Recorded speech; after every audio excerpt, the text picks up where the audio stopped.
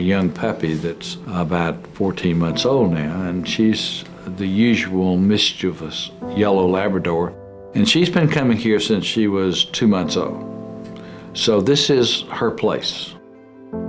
We had a patient that she had been very friendly with for a number of months, and the patient had slipped into a coma.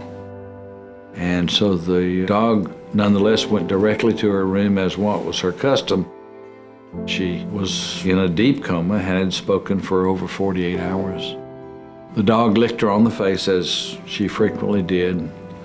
Sarah woke up and said, "There's my nice puppy.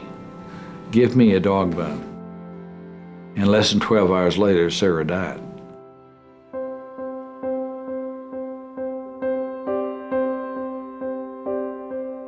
My mom's always been a dynamic individual. Well, I have to throw my dad in there too, because they kind of worked as a team. But they met Dr. Booth, and they were both so inspired by what his thoughts were and his dream of having this hospice center. I think that's really how it got started.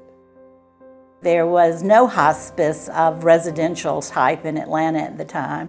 And they started, and literally, like what Mama's really good at, it was from scratch, and an empty mixing bowl, and they started putting it together. Arthur convinced me that it was needed, a facility for a person to go, die in dignity, where the family could come visit them on a regular basis and not be exhausted at the end of taking care of that person. When you walk into this place, people are warm and welcoming. It is a place of hope and a place of joy and a place of goodwill. Louise King is a very dear friend of mine. The chef in the kitchen comes down and talks to her about what she wants to eat. They make sure that her hair is done because that's so important to her. She was always an immaculate lady, and she still wants to be.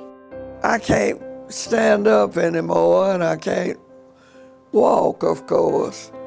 So they know all that and just take real good care of me. It's just a wonderful place to be, and I'm so glad that I'm here. There's always something that you can do to make it better for the person who is dying. The nurse dealing with pain management, the social worker wanting to know what other kind of stresses a family is under, the chaplain being able to provide spiritual support. I thought I really understood hospice until my dad had hospice. Hospice is about dignity and care and compassion, and every human being deserves that. And it has nothing to do with what their bank account is. It has to do with they're a human being in our community who needs care. My dad immediately became comfortable here, and despite physical limitations, was able to go about his life in the best possible manner.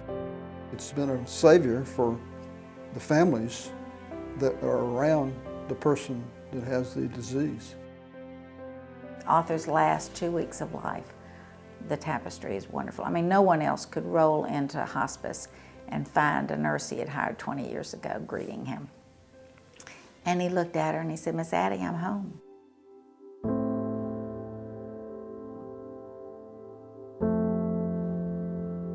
We want to say thank you to everyone here for everything that they did while my mom was here. Until you actually have to have this service right here, you don't really appreciate everything. Person after person, staff individual after staff individual, volunteer after volunteer, donor after donor, whatever involvement the individual had, it was one of commitment and love and sensitivity to one's fellow man. We have to muster the supporters right here at home to do their part and double up, or double down as the politicians now say, and see that this facility continues in the same quality of excellence that it has offered over the last 2 decades. All of us have all taken part in this. It's a stewardship. I am so proud of it. I really am. It is what Arthur had hoped it would be.